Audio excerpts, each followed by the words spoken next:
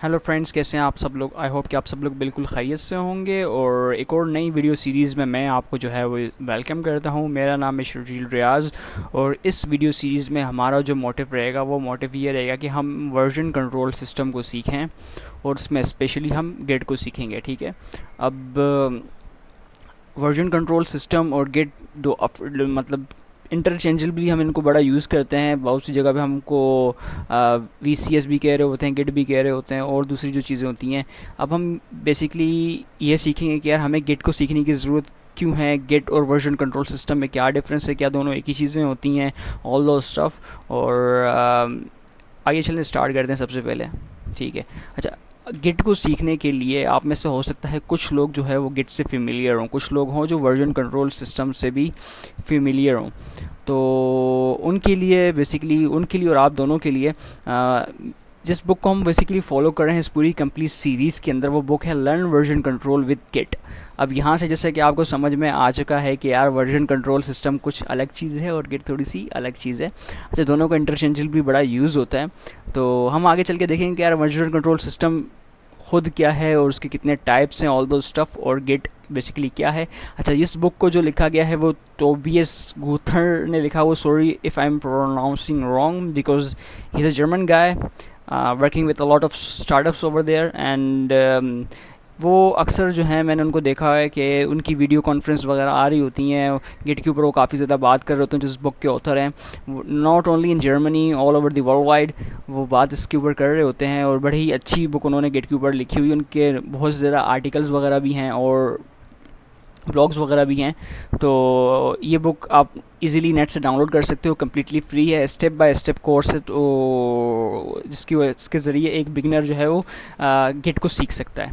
अच्छा, अब version control system क्या होता है। बेसिकली वर्जन कंट्रोल सिस्टम की एक किताबी डेफिनेशन से पहले हम एक सिनेरियो ले लेते हैं माइंड के अंदर। बेसिकली वर्जन कंट्रोल सिस्टम से पहले सपोज करते हैं, let me just I have my pen here, okay, alright, so that's my pen. So यहाँ पे हमारे पास बेसिकली क्या है, देखें जनाब, एक सिनेरियो है। उस सिनेरियो क्या है कि आपके पास दो डेवलपर्स हैं। ठीक है, ये डेवलपर ए साहब हैं और ये आपके डेवलपर बी साहब हैं। ठीक है, इसको अली कर दें, इसको बासत कर दें, it's completely up to you, that's just a scenario. अच्छा, तो अगर ये दोनों किसी एक ही प्रोजेक्ट के ऊपर काम कर रहे हैं, जैसे कि अक्सर आपकी यूनिवर्सिटीज़ में होता है, आपके कॉलेजेस में होता है कि यार आपका FIP होता है, फाइनल ईयर प्रोजेक्ट होता है, या कोई एक प्रोजेक्ट होता है जिसके ऊपर आप दोनों मिल के काम कर रहे होते हैं। किसी एक फ़ीचर पे वो शख्स काम कर रहे हैं, किसी दूसरे फ़ीचर पे आप काम कर रहे हो।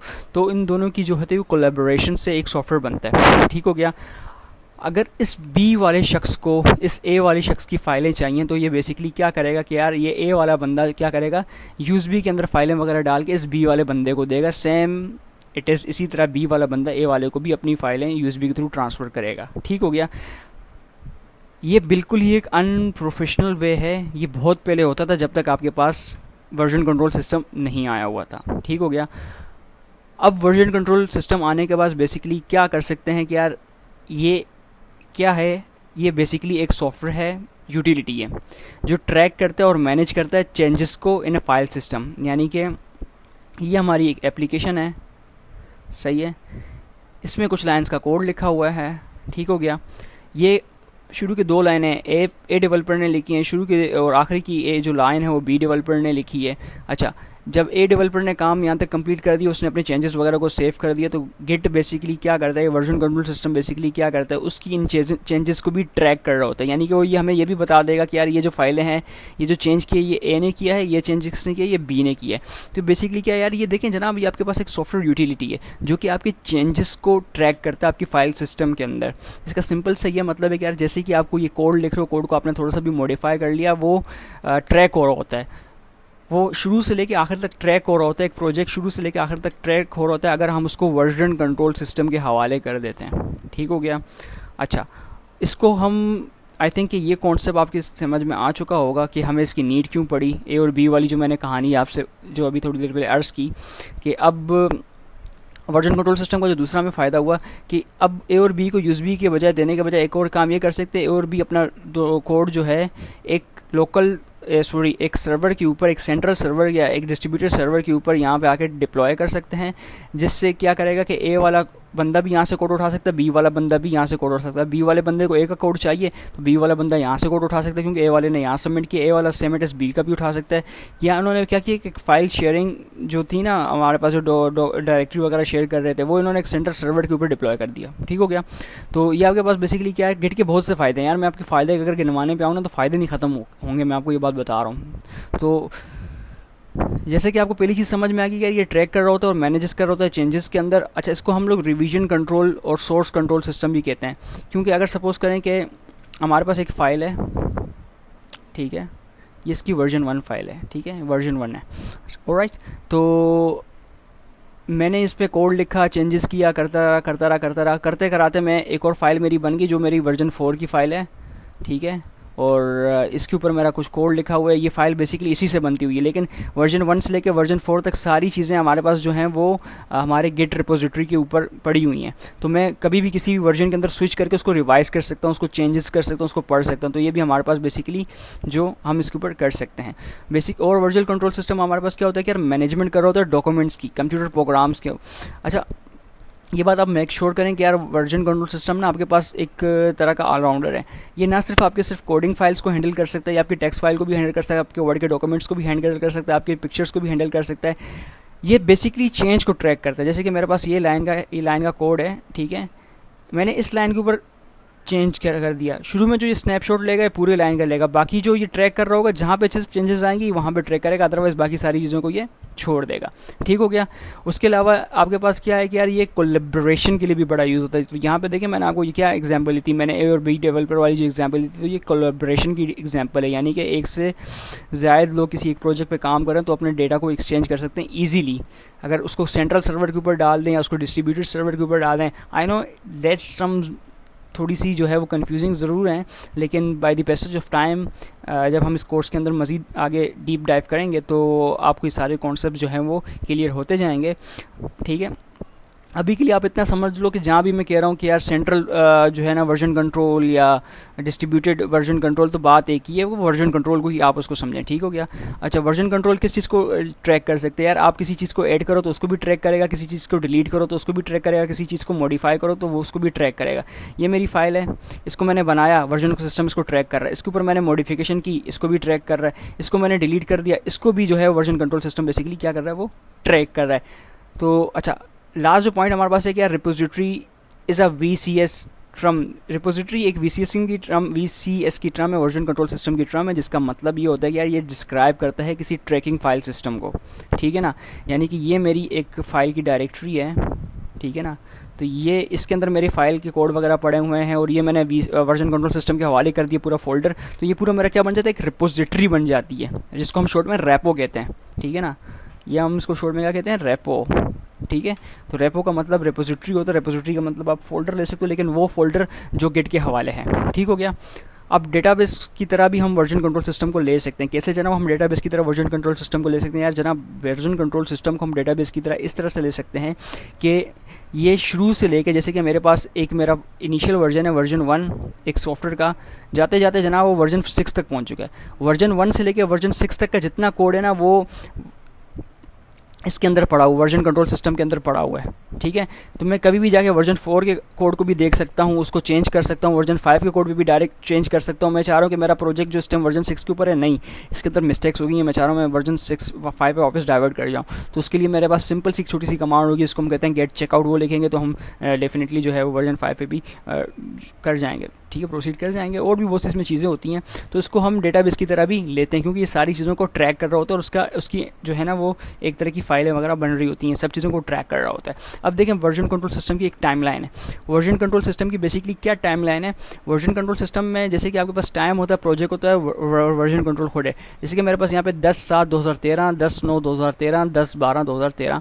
सबसे पहले मैंने क्या कर दिया यार, मैंने इस डेट को एक फ़ाइल बना दी, index.html की फ़ाइल बना दी। उसके बाद मैंने 10 तारीख 9वें महीने में 2 फाइलें बना दी, और उसमें मैंने एक फ़ाइल तो मेरे पास ऑलरेडी बनी हुई थी, तो अबाउट की फ़ाइल मैंने यहाँ पे बना के उसमें मैंने जो है ना चेंजेस कर दी। मैंने अबाउट का टैग लिख दिया और अबाउट के बाद मैंने एक पिक्चर वगैरह ऐड कर दी। उसके बाद मैंने क्या किया, मैंने 10-12 को चेंज कर दिया है, इनका लेआउट चेंज कर दिया। अब यहाँ पे देखें कि यार यहाँ पे हमारे पास मॉडिफाइड लिखा हुआ आ रहा है, यहाँ पे हमारे पास क्रिएटेड लिखा हुआ आ रहा है, यहाँ पे हमारे पास क्रिएटेड लिखा हुआ आ रहा है, यहाँ पे हमारे पास मॉडिफाइड लिखा हुआ आ रहा है, और with the different time periods, because dates are not same, date could be same, date could not be same, ये दोनों कंडीशंस हो सकती हैं, ठीक है। तो मॉडिफाइड का मतलब ये है कि यार इसमें कोई ना कोई चेंज हुआ है, तो हम इसके चेंज को भी जाके देख सकते हैं। जब कोई एक फ़ाइल नई मरतबा बनाई जाती है, या तो आप उसको जो है वो ऐड करते हो, सही है, गेट ऐड की कमांड से, तो वो क्रिएटेड की कमांड में आती है। जब आप उसमें चेंजिंग करते हो तो वो मॉडिफाइड की कमांड में आती है। तो वर्जन कंट्रोल सिस्टम सब चीज़ों को ट्रैक कर रहा होता है, स्टार्टिंग से लेके एंड तक को वो ट्रैक कर रहा होता है, हर दिन ट्रैक कर रहा होता है। जब भी आप चेंजेस करते हो तो वो उसको ट्रैक कर ही रहा होता है, ठीक हो गया। अच्छा, यहाँ पे जो दूसरी चीज़ है कि यार वर्जन कंट्रोल सिस्टम इंडिपेंडेंट है। वर्जन कंट्रोल सिस्टम को आप यूँ ना देखें कि यार सिर्फ आप जो है ना इसको कोडिंग के लिए यूज़ कर सकते हो, इसको जो है आप सिर्फ वेब के लिए यूज़ कर सकते हो, उसको सिर्फ मोबाइल एप्लीकेशन या फिर वर्ड डॉक्यूमेंट या फिर एक्सेल की शीट, इसको आप हर जगह इस्तेमाल कर सकते हो, ठीक है, ये इस्तेमाल होता है। अच्छा, इसके अलावा ये रिक्वायरमेंट नहीं है कि यार आप इसको जो है ना किसी एक ही टेक्स्ट एडिटर पे इस्तेमाल कर सकते हो या किसी एक ही ग्राफिक प्रोग्राम के साथ इस्तेमाल कर सकते हो। इसको आप सारी चीज़ों के साथ इस्तेमाल करते हो, इसको उसकी कोई परवाह नहीं है। आप चाहे इसको नोटपैड के साथ इस्तेमाल करो, चाहे आप इसको VS कोड के साथ इस्तेमाल करो, चाहे आप सबलैम के साथ करो, चाहे आप वर्ड डॉक्यूमेंट के साथ करो, ये इंडिपेंडेंट टूल है, ठीक हो गया। आगे चलें। अब वर्जन कंट्रोल सिस्टम को हम कोलैबोरेशन की तरह भी लेते हैं। अब देखें, वर्जन कंट्रोल सिस्टम से पहले अगर आप यहाँ पे नज़र दुराएंगे, इस पूरे सेंटेंस का यही मतलब है, इस पूरे पॉइंट का यही मतलब है कि वर्जन कंट्रोल सिस्टम के आने से पहले हम लोग क्या करते थे, डेटा को शेयर करते थे फोल्डर की सूरत में, उसमें सेम फाइलें होती थी, सेट ऑफ फाइल्स वगैरह होती थी, उसको हम शेयर करते थे। लेकिन वर्जन कंट्रोल सिस्टम आने के बाद हमने क्या कर दिया है कि हमने उसको एक रिपोजिटरी बना देते हैं और उसको एक जो है वो डिस्ट्रीब्यूटेड या लोकल अपना सेंट्रल सर्वर के ऊपर फेंक देते हैं, किसी एक सर्वर मशीन के ऊपर फेंक देते हैं। तो वहाँ से क्या करता है, हमारा दूसरा जो बंदा होता है उसको फेच करके ले आता है, ठीक हो गया। अच्छा, एंड यहाँ पे अगर आप सेकंड, ये आई थिंक ये पॉइंट आपको क्लियर हो चुका है। यहाँ पे वही बात है जो मैंने अभी आप थोड़ी देर पहले आपसे की, कि जैसे कि हम शेयर करते थे फाइल वगैरह के थ्रू, अब हम उस तरह से नहीं कर रहे हैं। And you must coordinate with other. इसमें क्या होता था कि यार आपको लाजमी जो है वो कोऑर्डिनेट करना ही है, उसको बताना ही है कि यार मुझे फ़ाइल भेज दो, ये कर दो, वो कर दो, ठीक है। तो इसमें आपको बात करने की ज़रूरत नहीं। जैसे ही अगर उसने वहाँ पर कोई भी चीज़ अपडेट वगैरह की होगी तो आपको वहाँ से डेफिनेटली पुल करके भी जो है वो चीज़ लानी पड़ेगी, ठीक हो गया। अच्छा, with the VCS everybody on the team is able to work absolutely freely and any file of any time. यानी कि आपकी बस उसने वहाँ पे, जैसे कि एक शख्स ने यहाँ पे आके एक फ़ाइल को जो है वो पुश कर दिया है, ठीक है। तो इससे क्या होता है कि यार वर्जन कंट्रोल सिस्टम को हम यूज़ करते हुए ना हमें टाइम, मतलब टीम को टाइम भी फ्री है, वो कभी भी जो है वो किसी भी टाइम आके वहाँ से चीज़ों को फेच करके दोबारा से यूज़ कर सकता है। लेटर ऑन क्या कर सकता है, जैसे कि यहाँ पे आपके पास एक लास्ट पॉइंट का कहने का ये मतलब है कि यार आप ने एक काम किया, दोनों दोस्तों ने एक ही फ़ाइल के ऊपर काम किया, आपकी फ़ाइल उस दोस्त की फ़ाइल से ज़्यादा बेहतर है, तो आप क्या कर सकते हो, अपनी फ़ाइल को उस दोस्त की फ़ाइल के साथ जो मेन फाइल होगी उसके साथ आप मर्ज कर सकते हो, ठीक हो गया। अच्छा, वर्जन कंट्रोल सिस्टम को हम लोग क्या करते हैं, स्टोरेज की तरह भी लेते हैं। सॉरी, ये हमारे पास बेसिकली थोड़ी सी जगह कम पड़ गई। स्टोरेज की तरह इस तरह से लेते हैं कि यार देखें, जैसे कि मैं थोड़ी देर पहले आपको मैंने डेटाबेस की एग्जांपल ली थी, जिसके अंदर सारे वर्जन्स को ट्रैक कर रहा था, सारे वर्जन्स को क्या कर रहा था, वो स्नैपशॉट्स ले रहा था। यानी कि वो स्पेसिफिक डेज का भी आपको बता सकता है। आप अपने सारे डॉक्यूमेंट्स को क्या कर सकते हो, वर्जन कंट्रोल सिस्टम के पास स्टोर करवा सकते हो, वर्जन 1, वर्जन 2, वर्जन 3, वर्जन 4, 5, जितने भी आपके वर्जन्स होंगे। और आपको किसी लोकल हार्ड ड्राइव के ऊपर उसको रखने की ज़रूरत नहीं होगी। अगर आपने वहाँ पर रख दी, उसके बाद अगर आप किसी ऑनलाइन रिपोजिटरी के ऊपर पोस्ट करवाना चाह रहे हो तो आप डेफिनेटली उस चीज़ को भी करवा सकते हो। तो ये आपकी स्टोरेज को भी बचाता है और उसको स्टोरेज के लिए भी आप यूज़ कर सकते हो। अच्छा, यहाँ पे आप क्या कर सकते हो कि यार जैसे कि रिस्टोरिंग प्रीवियस वर्जन, अगर आप चाहते हो कि यार मेरा पिछला वाला जो वर्जन था, ये मेरी जो एप्लीकेशन चल रही है वर्जन 2 के ऊपर चल रही है, मैंने वर्जन 2 तक कमेंट करवा के फेंक दिया। अब कमेंट क्या होता है मैं आपको आगे चल के बताऊंगा।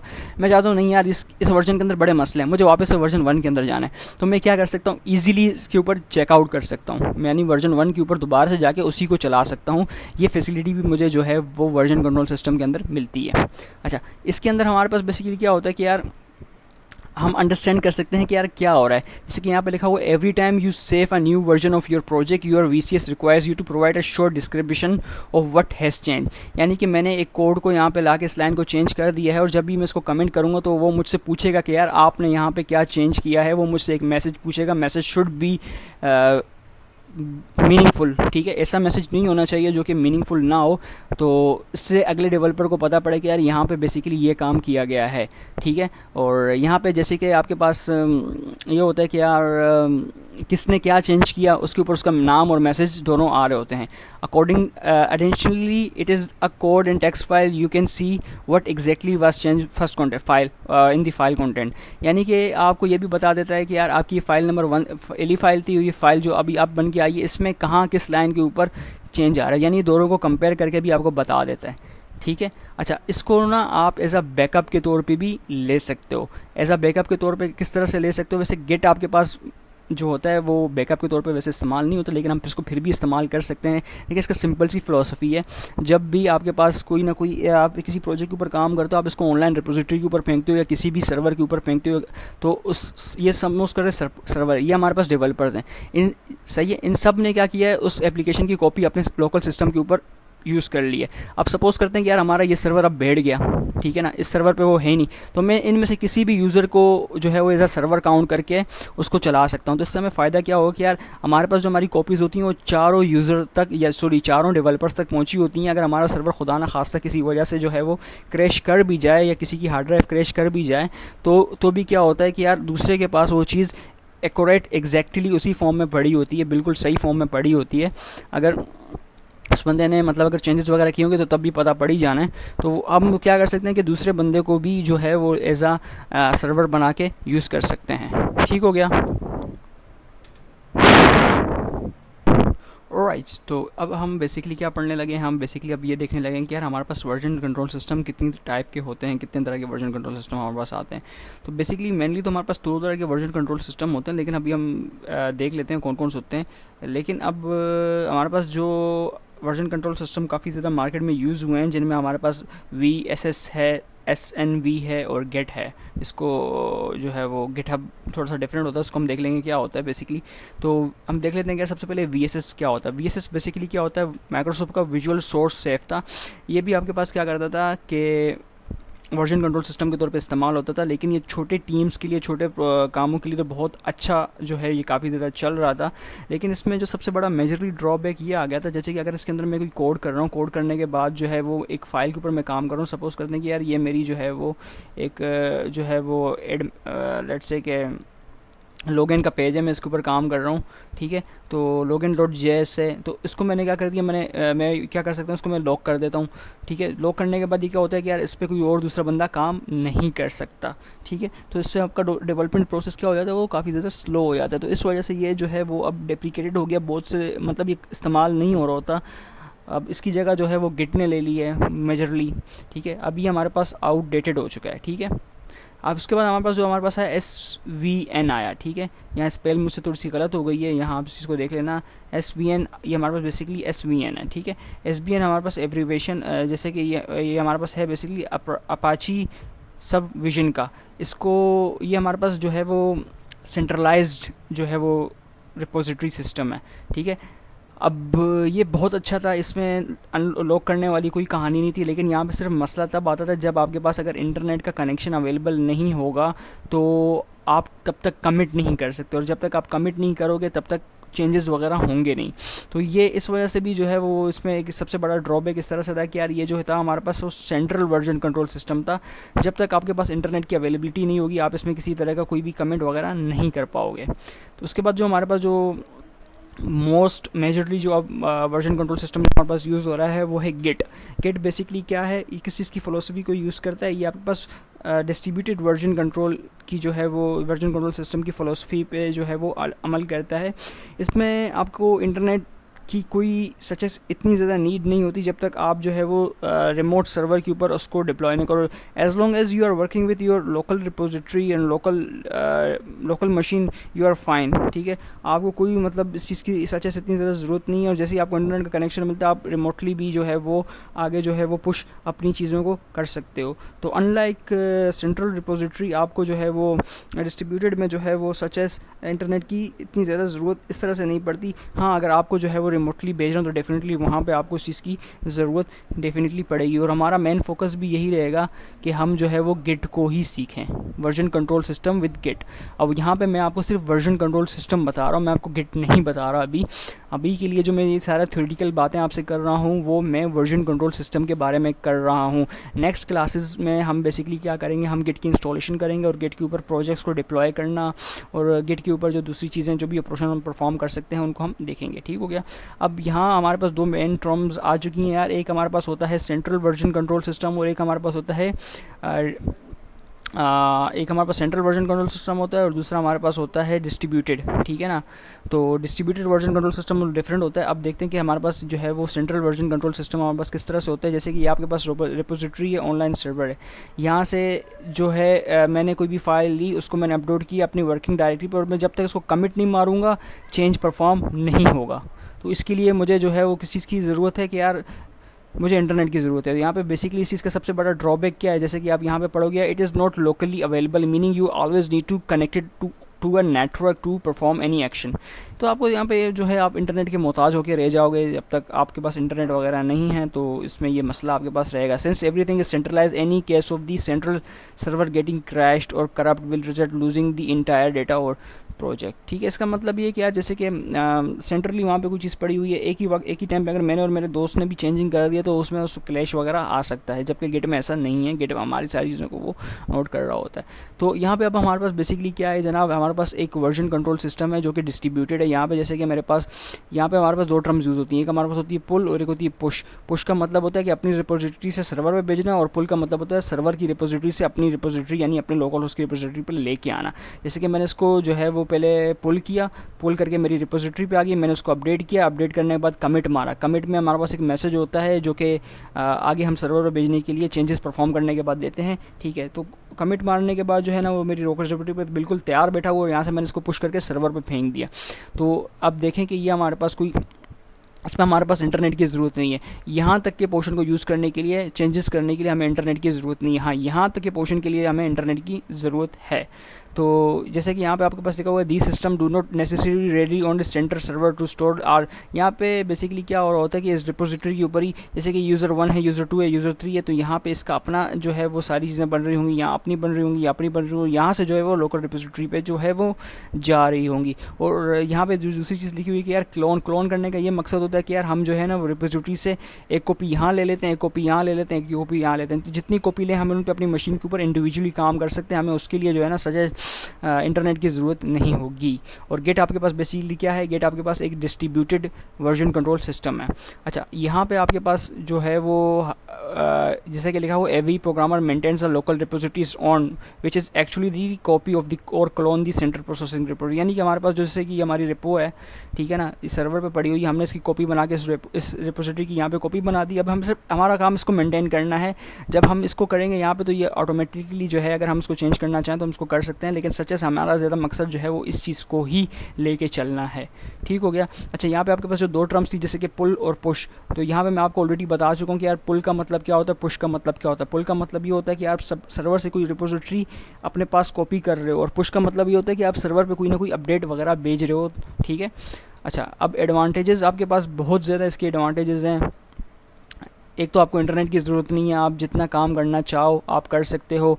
कमिटिंग आप किसी भी चीज़ को अपने लोकल मशीन के ऊपर कर सकते हो। ठीक है ना। अगर कोई दूसरा बंदा और आप जो है वो एक वक्त में अगर एक ही चीज़ के ऊपर काम कर रहे हो, कोई भी चेंजेस करते हो, तो आप दोनों को कंपेयर वगैरह भी कर सकते हो। और जबकि ये सेंट्रलाइज नहीं है तो इसकी बिना पर जो है वो आपका जो सिस्टम होता है उसके क्रैश होने के चांसेस भी काफ़ी ज़्यादा कम हो जाते हैं। अगर सपोज़ करो कि जैसे कि मैंने लास्ट टाइम आपको एग्जांपल दी थी कि हर यूज़र के पास क्या होगी, कंप्लीट कॉपी होगी, जबकि सेंट्रल प्रोसेसिंग में आपके पास किसी के पास जो है वो कंप्लीट कॉपी नहीं होती, कंप्लीट कॉपी सर्वर पर ही पड़ी होती है।